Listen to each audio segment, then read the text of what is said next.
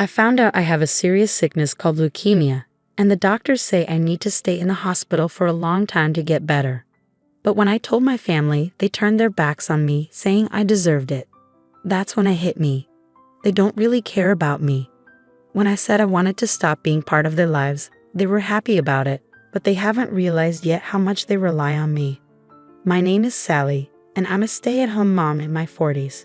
My husband Michael and I have been married for almost 50 years. We have a daughter named Mia who just started middle school. Right now, I live with Michael, Mia, and my mother-in-law. Michael's mom raised him by herself after her divorce when he was young. Maybe she spoiled him too much because he's pretty selfish. Living with my mother-in-law made me see a side of my husband I hadn't noticed before we got married. When my husband found out I was going to have a baby, he was really happy. He couldn't believe it at first, but then he thanked me and said we would face any challenges together. I promised to do my best. But that joy didn't last long. When we found out we were having a girl during a checkup, my mother-in-law said something really hurtful to me. She said, "You never cook meat, do you?" I tried to explain that I cook a balanced diet, but she wouldn't listen. She even said that maybe the reason the baby was a girl was because I didn't eat meat. I was shocked and hurt. She kept saying we only needed boys and that having a granddaughter was the worst thing. She even called me useless. I tried to tell myself that as long as the baby was healthy, it shouldn't matter if it was a boy or a girl. But as time went on, my hopes were crushed. My husband started acting distant too, maybe because he was listening to my mother-in-law. He began treating me differently, and it hurt. "Michael, do you want to go shopping for baby stuff when you're off next?" "Do I have to? It's our baby, right?" "I want us to pick things out together."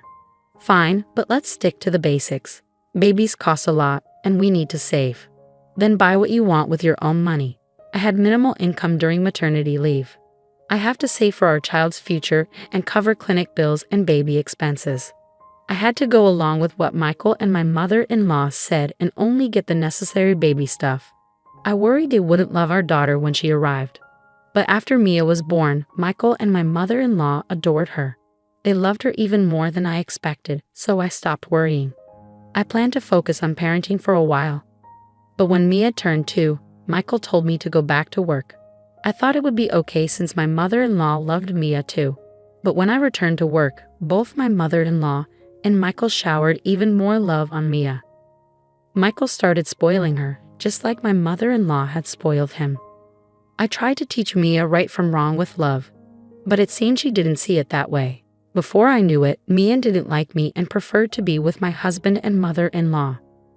"Hey Mia, it's time for kindergarten. Let's go together." "I don't want to go with Mommy. I want Grandma." "Mia, Mommy has to work too.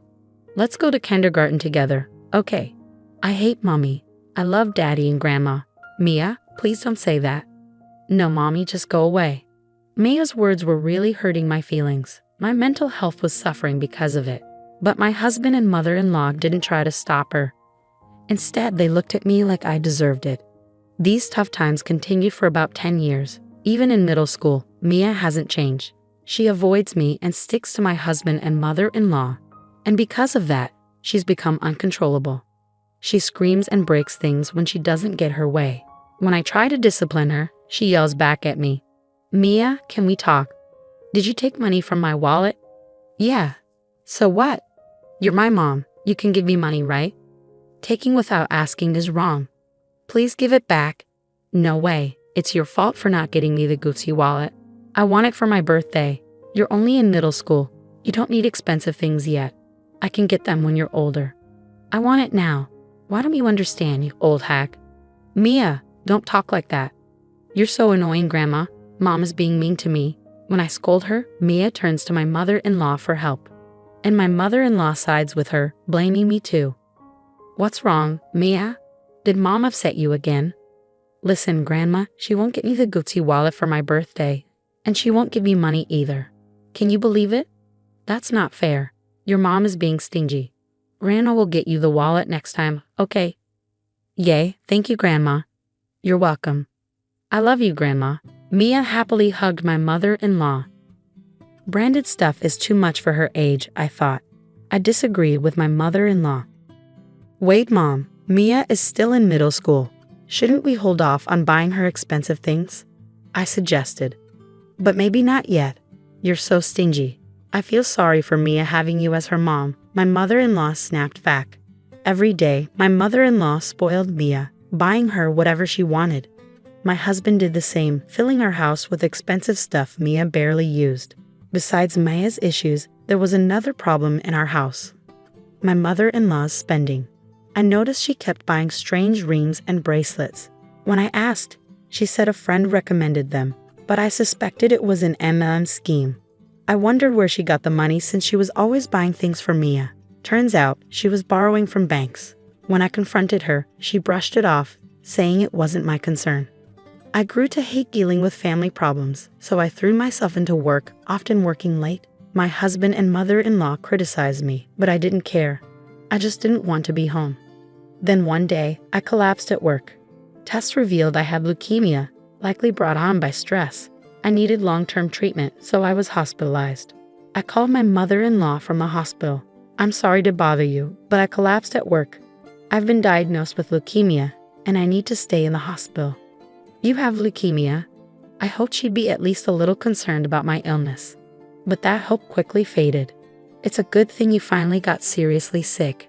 I was shocked by my mother-in-law's response. What? What are you saying? I asked. I've been annoyed with you every day. This serves you right, she said callously. That's a horrible thing to say. Hold on, let me talk to Mia. I asked to speak to Mia and my mother-in-law handed her the phone. What? Mia's response was something I never expected. Mom, are you sick? She asked. I'm sorry, Mia. I have to stay in the hospital for a while, I explained. Mia's reply crushed me even more. I'm actually glad. It's better without you bothering us. You're always mean to me. That's why you got sick. You deserve it. Are you serious right now? I couldn't believe what I was hearing. That's incredibly cruel. Everyone would be happier if I stayed sick. I have to tell Dad about this, I said to Mia before she hung up the phone. In that moment, I felt like giving up on my family. I had reached my breaking point. I decided I would be the one to cut ties with them. Mia was my daughter, but I endured so much pain to bring her into this world. I had hoped to raise her to be a good person, but her behavior was a combination of her innate personality and how my husband and mother-in-law raised her. Some might find it unthinkable for a parent to walk away from their child, but despite our blood connection, I couldn't forgive their behavior any longer. I called my parents and asked them to bring clothes because neither my husband, mother-in-law, nor Mia had visited me during my hospital stay. Months later, after successful treatment and full recovery, instead of returning to the house I shared with my husband, I returned to my parents' house and sought advice from a lawyer about getting a divorce. My mother-in-law and Mia agreed right away. Michael was hesitant at first, concerned about public perception, but eventually agreed under pressure from my mother-in-law and Mia. Since he cooperated, I was able to get a divorce and claim compensation. About 7 years passed. I moved out of my parents' house and lived near my workplace, healthy and energetic. Then, out of nowhere, I got a call from Michael. His voice sounded exhausted, and he quickly jumped into his problem. Hello, Sally, can you come back? What? Why all of a sudden? Things are tough for me right now. What do you mean? My mother, she's in a huge amount of debt. Michael had just found out about my mother-in-law's debt and reached out to me for help. The debt, which had been ignored for so long, had grown to a significant sum, and my mother-in-law could no longer keep it hidden from Michael. To my ex-husband's anxious plea, I replied calmly, "You're only noticing now. She's been in debt since I was there, from way back. It seems she got caught up in an MLM scheme. All the money she spent on spoiling Mia was borrowed from banks. I can't believe it. I had no clue. I tried to warn your mother several times, and I even tried talking to you about it. But every time, you just brushed it off. But not telling me about the debt is terrible, isn't it? If I had known earlier." "Don't say that now. After all, I was in the hospital, and none of you even visited me once, remember? I'm sorry for that. Just help me out this once." "What are you talking about?" I snapped, losing my patience. My emotions boiled over, and I found myself shouting at Michael. "Do you think you can just apologize and everything will be okay? When I was sick and needed help, you abandoned me. I regret ever marrying you." My anger subsided, replaced by a sense of release.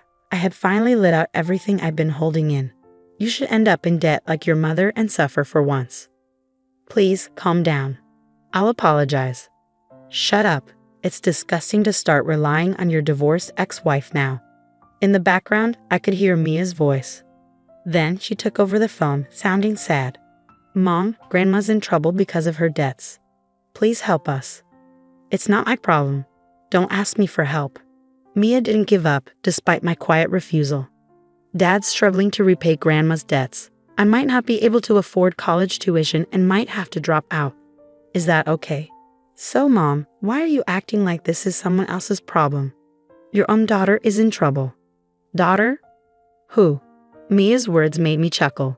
Just as she faced trouble, she emphasized she was my daughter, even though she'd never called herself that before. What's so funny? Michael asked. I was just thinking about how you suddenly claim to be my daughter when you're in trouble, after calling me names all this time. That's not fair. I'm your biological daughter who's in trouble, you know. But I don't have a daughter. What? No, Mom. I made that decision 7 years ago when I was hospitalized. I don't need a family like you anymore. We're divorced, so we're just strangers now, okay? Mom, please don't say that. Stop. Don't call me Mom because I'm not your mother. You should live happily with your father and grandmother who's in debt. Don't ever contact me again. You're just a burden in my life. With that, I ended the call and blocked their numbers to ensure they couldn't reach me again. After that, I heard that my ex-husband and mother-in-law were working tirelessly to repay their debts. They sold everything they owned, but it wasn't enough. They were struggling to make ends meet and even struggled to eat properly. My daughter couldn't afford her tuition and had to drop out of college. The expensive items she had were sold to pay off debts, leaving her with nothing. It seems even she is working to repay her grandmother's debts. It's heartbreaking to see my daughter facing such hardships compared to her peers. They really are foolish and helpless. They brought this upon themselves. As for me, I've purchased an apartment close to my workplace. I intend to invite my parents and live peacefully as a family of 3. From now on, I want to cherish each day with my true family and live happily.